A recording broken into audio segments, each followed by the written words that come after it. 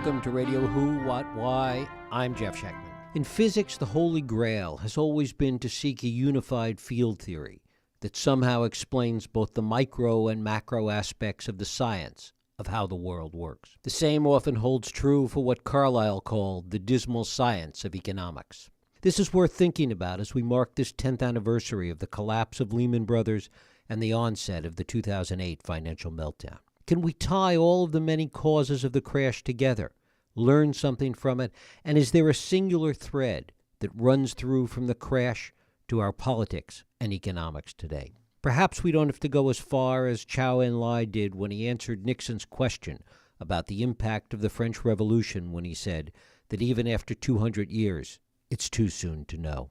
But certainly after 10 years, we know more than we did, and perhaps it's time to ask some real questions. To try and put this all in some kind of perspective, I am joined by Adam Tooze. Adam is a professor of history at Columbia University, an internationally renowned scholar and an award-winning author, and his newest book is Crashed: How a Decade of Financial Crisis Changed the World. Adam Tooze, thanks so much for joining us here on Radio Who, What, Why. Thank you for having me on the show. One of the things about the crisis, we tend to think of it in very domestic terms. We think of it in terms of the state of the economy at the time, the housing bubble, the debt levels that existed at the time. But one of the points you make is that we need to be looking at this really as the first crisis of the global age. Yeah, and that's really one of my missions in this book, is to show readers both on both sides of the Atlantic and beyond how interconnected this crisis was. I mean, the biggest, the most dangerous banks in the world were not American in 2007-8. They were European. Probably RBS, the British bank, was the largest and most dangerous of the all. Had to be nationalized. It had a balance sheet about 3 times the size of Lehman. The interconnections ran deep on both sides. About a third of the most toxic subprime securitized in the final stages of the crisis ended up on European balance sheets. American money market mutual funds, the favored savings vehicle for better off Americans, were deep up to their necks in European bank debt because it offered slightly better yields than American equivalents. This was a story that really crossed the Atlantic and rippled out from there to South Korea, to Russia, and then by way of trade to China, Japan. It's a truly comprehensive crisis of the financial system globally. Why was that aspect of it so underreported at the time, and how crucial is this fact to what really needed to be done to address the crisis at the time? Well, I think in fairness to reporting at the time, you couldn't read the New York Times or the Wall Street Journal in that period and not be aware of the fact that the European banks were in crisis. I think it's kind of like the short-term memory is where the work was done of largely burying this. And I think there is then on top of that natural tendency to produce simpler stories that speak to national crises. And as the pain of the crisis bit, each society had to come to terms with it in its own way, and it produces a national story to do that.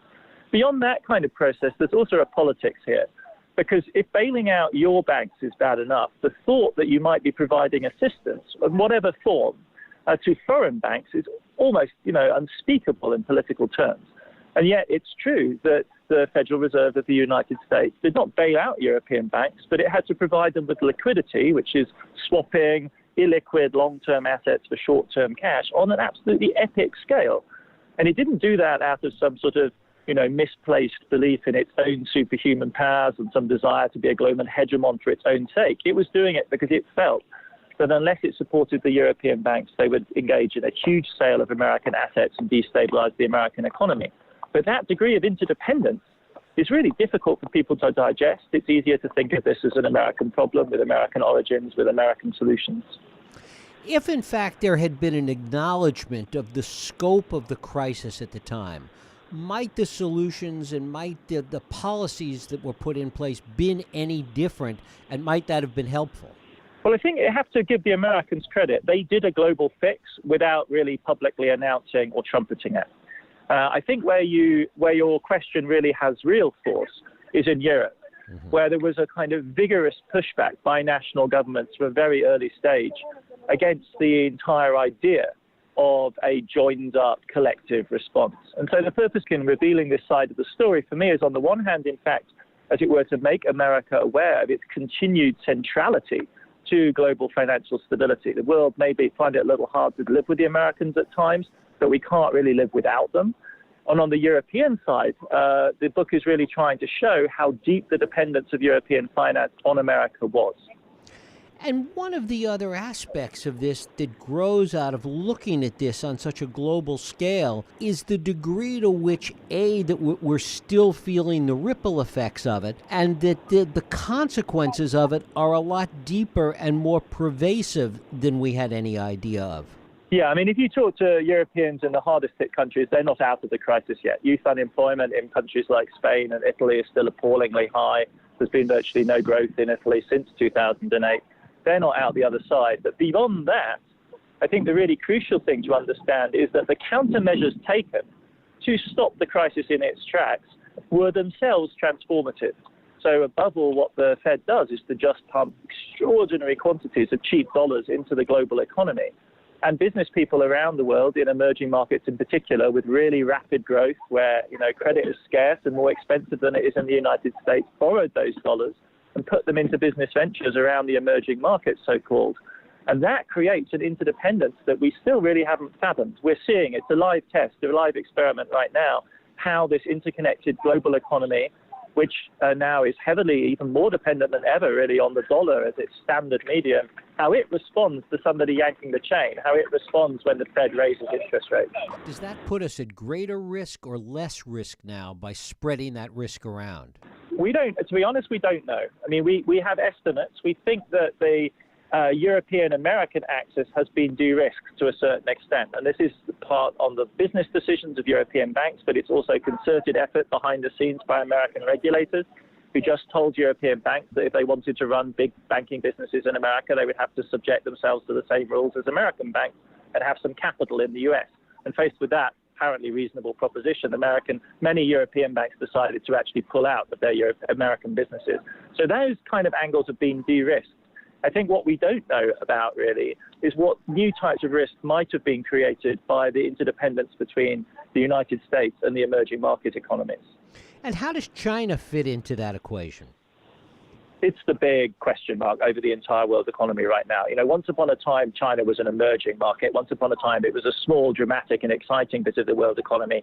Right now, it's by far and away the most important factor in the world economy, full stop. Not the same size as America, far bigger in terms of driving global growth. 30% of all growth in the global economy comes from China. That's the same as the United States and Europe put together. We are already beyond the tipping point. We're in a world now in which Chinese economic growth is the big story. And whether or not Beijing, whether or not the national authorities in China can manage that, and it's a rampaging growth story driven by credit. If they can organize a soft landing, we have one world. If we hit a hard landing, hit the buffers hard in China, we're in a different reality. And the question, of course, is who is entangled with that? GM right now sells more cars in China than it does in the United States. Apple's entire manufacturing operation for iPhones runs out of China. In terms of finance, it's the British banks which are most deeply entangled with the Chinese. So we're in a new constellation, and the old models of cooperation that were so familiar from the transatlantic world, those old models of interconnectedness and interdependence, none of those necessarily extend in the Chinese scenario. And do they extend into that scenario with respect to financial institutions? Is there another layer of interdependence that exists within the financial world as opposed to the political and governmental world? Great question. I mean, at the level of banks, the bank which is most interdependent is HSBC, which straddles Hong Kong and the United Kingdom and has ever since the heyday of empire. It's one of the most systemically important and also dangerous banks in the world system. That's not because it's a badly run bank. It's because, on the contrary, it's a great, well-run bank, but it has this business model that puts it in harm's way, if you like. With regard to the IMF you might think of as an organization with that kind of capacity. The IMF has senior staff with Chinese backgrounds. As it does, it recruits from all over the world. But the IMF is not large enough to handle this kind of crisis, and the prospect of China having to have recourse to the IMF, in political terms, is just simply unthinkable. The G20 provides the kind of forum where this sort of thing can go on. And then there's a thing called the Basel Committee, which is the agency which regulates global banks. And it keeps a list of the top 30 most systemically interconnected and dangerous banks. And there's a whole bunch of Chinese banks on that list, as there must be, because they are now amongst the biggest in the world. And the crucial thing about those Chinese banks is that many of them are effectively policy banks. They're state-owned or state-controlled or effectively state-controlled banks with party representatives, Communist Party representatives in their management or on those boards.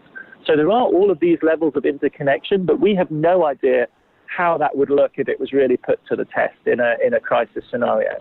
And the question that I'm sure our listeners are also wondering about is the way in which tinkering with trade right now impacts this broader economic interdependence.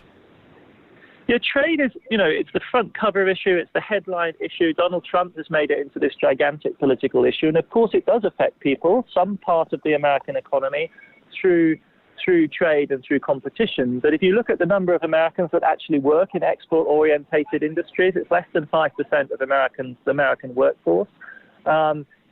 It's not the dominating issue that finance is, because finance is like the circulatory system, the cardiovascular system of the economy. If it fails, everything fails. Trade affects limited partial bits of the economy which are or are not exposed to international trade. To my mind, the real issue here is the politics that accompanies the trade war.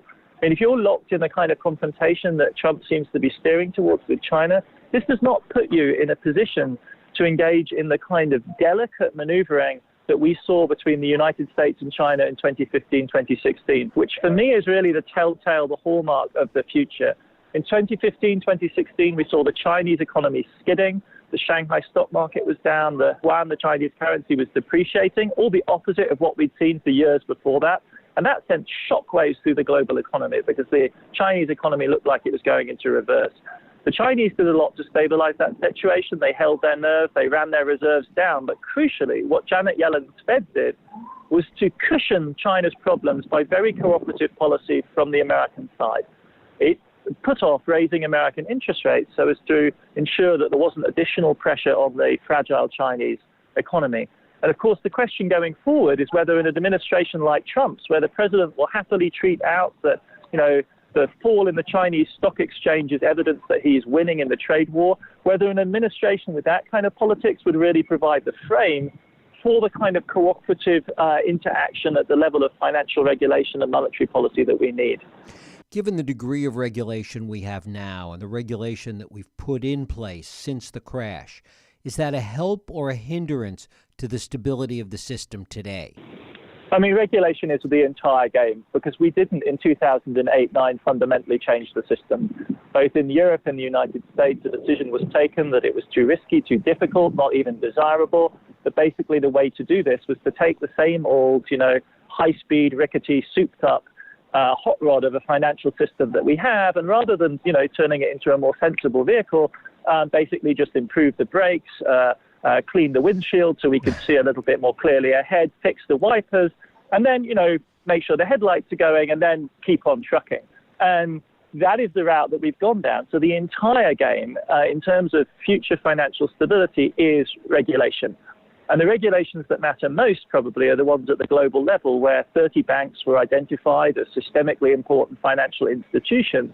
And they are subject to a level of regulation that banks have not been subject to before. Now, that can be gamed at absolutely every level. And the entire, if you like, question of financial stability depends on how that game is played. And it ought, in my view anyway, to be a highly political business, because this is where society and politics decides what kind of risk that we want our financial system to subject us to. Because we know that when those institutions fail, most likely whatever preparations we put in place, we're going to have to backstop them. And they are doing this, of course, they are doing this with profit in mind. So there is a fundamental set of trade-offs that have to be made, both at the national and the global level, that center on the kind of regulations that we put in place. It's technical stuff, but it's really decisive for the future of economic and indeed social policy going forward. When we look at those banks, in many ways, it seems that they're better capitalized on the one hand, but they're also a heck of a lot bigger on the other. Yeah. And it depends which ones you look at. Some are bigger, some are smaller. The Wells Fargos, the JP Morgans of this world have done very well out of it. If you take all of the banks as a whole, they aren't great winners in the United States case, even less so in Europe. But yes, they are more recapitalized. But I think the real issue is where are the new risks? Like, we have devised a basic set of regulations which are more demanding than they were before the crisis. On two fronts, capital is one and liquidity is the other, because liquidity is really what you need to take care of the risk of a bank run. In both of those respects, I think we can say that the banks are a bit safer. The question really is, are there other new risks in the banks that we don't know about? I think, broadly speaking, we're confident that there isn't a huge pile of bad news there. But I think a really important set of questions is, if the banks have pushed this risk out of their system, if there is a single, if you like, a lump of risk in the economy, where has that risk ended up? Is it now on the books, say, of asset managers of different types? Has it somehow been put into vehicles like index funds, which appear to be safe mechanisms for people as private investors, but may in fact contain very serious risk? One of the things you talk about in Crashed is where Russia sits in all of this. Yes, I mean, Russia is the geopolitical antagonist at best. I mean, before the crisis, the United States policymaking community was already deeply concerned about China and the huge volume of debt that America was building up, owned by the Chinese. They weren't thinking about Russia, but Russia is in fact the antagonist that has emerged. President Putin announced this publicly at the Munich Security Conference, big gathering in early 2007. He said there's a red line and you should not cross this. And one of the anniversaries that has been sort of overlooked in all the taboo, all the to-do about Lehman, is that this is also the anniversary of the war in Georgia, in which the Western proxy, which Georgia, a small country in the Caucasus that was applying for NATO membership, was dealt a very stern lesson by Russia.